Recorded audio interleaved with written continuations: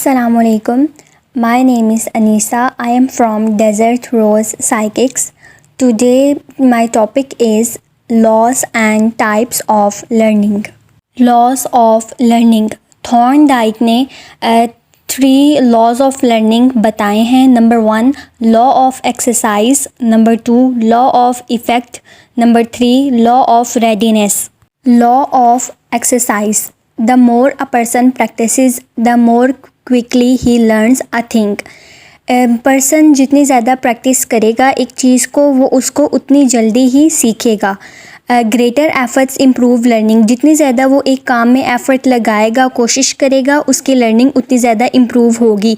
It is known as the law of repetition, क्योंकि इसमें जो पर्सन है वो एक चीज़ को बार बार करता है जिससे उसकी जो लर्निंग है वो इम्प्रूव होती है.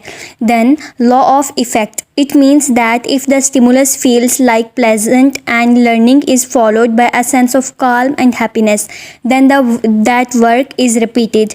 कि इंडिविजुअल कोई भी ऐसा काम कर रहा है जिसको करने से उसको खुशी मिल रही है, उसको काल्मनेस मिल रही है, तो वो उस काम को दोबारा करेगा, इस तरह वो सीखेगा. If learning leaves a bad effect, the breakup between the stimulus and response is more likely to occur. लेकिन अगर एक काम से एक पर्सन पर बैड इफ़ेक्ट आ रहा है तो वो उस काम को नहीं करेगा, वो उस स्टिमुलस और जो उसका रिस्पॉन्स है उसके दरमियान ब्रेकअप हो जाएगा, वो उस काम को नहीं सीखेगा. Then law of readiness. According to this law, if the learner is mentally and physically prepare to learn a task, he will learn it quickly. कि अगर एक जो पर्सन है वो मेंटली और फिज़िकली, दिमागी तौर पर और जिस्मानी तौर पर वो किसी चीज़ को सीखने के लिए तैयार है तो वो उस काम को जल्दी सीखेगा.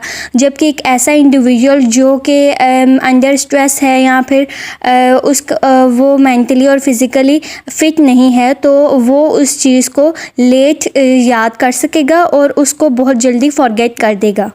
Types of learning. Number 1 motor learning. Most of our activities in our day-to-day life refer to motor activities. ज़्यादातर जो हमारी एक्टिविटीज़ हैं वो मोटर एक्टिविटीज़ होती हैं. The individual has to learn them in order to maintain his regular life. So एक individual है उसको उन एक्टिविटीज़ को लर्न करना ज़रूरी होता है जिसकी वजह से उसकी जो रेगुलर लाइफ है वो मेंटेन होती है, अच्छे से गुजरती है. जैसे कि walking, running, skating, driving, climbing etcetera. ये सब ऐसी एक्टिविटीज़ हैं जो कि मोटर लर्निंग है. All these activities involve the muscular coordination. इसमें मस्कुलर कोऑर्डिनेशन होती है. Number 2 is verbal learning.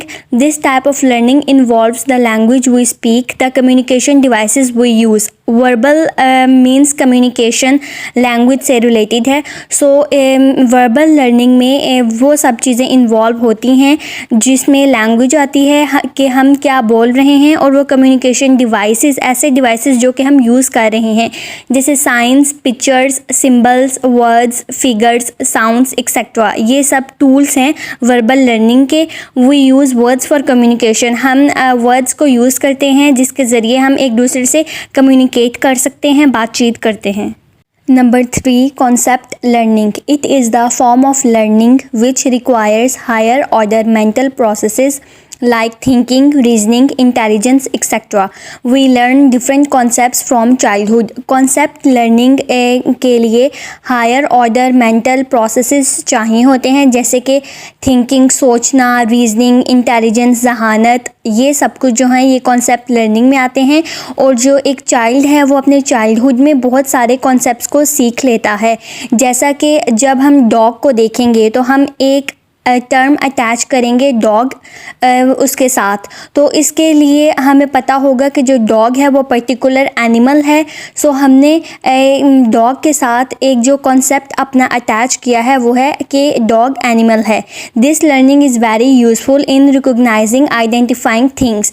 ये जो लर्निंग है कॉन्सेप्ट, ये किसी चीज़ को याद रखने में, आइडेंटिफाई करने में थिंग्स को बहुत ज़्यादा यूज़फुल है. Number 4 discrimination learning.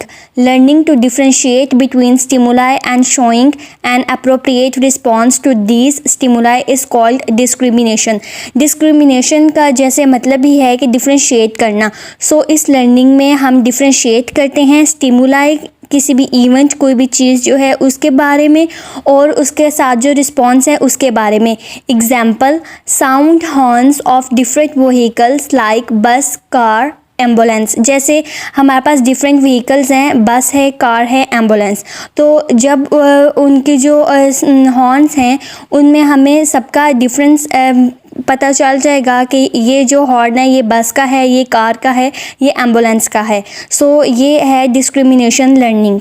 Number 5, learning of principles. Individuals learn certain principles related to science, mathematics, grammar, etc. in order to manage their work effectively. जो लोग हैं इंडिविजुअल्स, वो डिफरेंट किस्म के जो प्रिंसिपल्स हैं उनको याद करते हैं, जो कि रिलेट करते हैं साइंस से, मैथमेटिक्स से, ग्रामर से, वो इनको सीखते हैं। These principles always show the relationship between 2 और मोर कॉन्सेप्ट्स। ये जो प्रिंसिपल्स हैं ये हमेशा 2 या 2 से ज़्यादा कॉन्सेप्ट्स के दरमियान कोई ना कोई रिलेशनशिप, कोई ना कोई ताल्लुक़ जो है वो वाज़िया करते हैं। एग्जाम्पल जैसे फार्मूलाज होते हैं, लॉज होते हैं, एसोसिएशंस होती हैं, को रिलेशन होते हैं। ये जो को रिलेशंस हैं, फार्मूलाज हैं, ये सब मैथमेटिक्स से रिलेटेड हैं। लॉज जो हैं ये साइंस में भी होते हैं, एक्सेट्रा। तो ये है learning of principles. Number 6, problem solving, के प्रॉब्लम को किस तरह सॉल्व करेंगे। This is a higher order learning process. This learning requires the use of cognitive abilities such as thinking, reasoning, observation, imagination, generalisation, etcetera.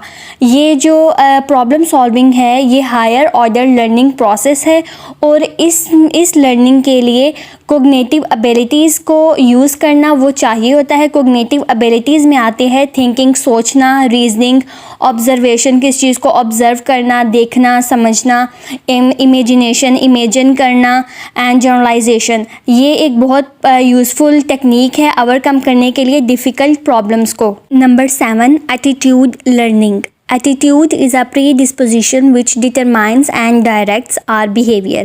We develop different attitudes from our childhood about the people, objects, and everything we know. Our behavior may be positive or negative depending on our attitudes. Attitude जो है ये determine करता है, direct करता है हमारे behavior को कि हमारा behavior कैसा है। अब जो individuals हैं वो अपने childhood बचपन से ही attitude develop कर लेते हैं लोगों के बारे में, objects, चीज़ों के बारे में, और हर चीज़ के बारे में जिसको वो जानते हैं। सो हमारा बिहेवियर पॉजिटिव और नेगेटिव होगा डिपेंडिंग अपॉन के हमारे एटीट्यूड्स क्या हैं। Example, attitudes of nurse towards her profession, कि जो एक नर्स है उसका एटीट्यूड कैसा है अपने प्रोफेशंस की तरफ, अपने पेशेंट्स की तरफ, कि अगर वो बहुत ज़्यादा सॉफ्ट है तो उसका एटीट्यूड गुड है, लेकिन अगर वो हार्श है, पेशेंट्स को वो डांटती है, उनसे सही से बात नहीं करती, तो उसका एटीट्यूड नेगेटिव है, बैड है, etcetera. Thank you. Don't forget to like and subscribe our channel.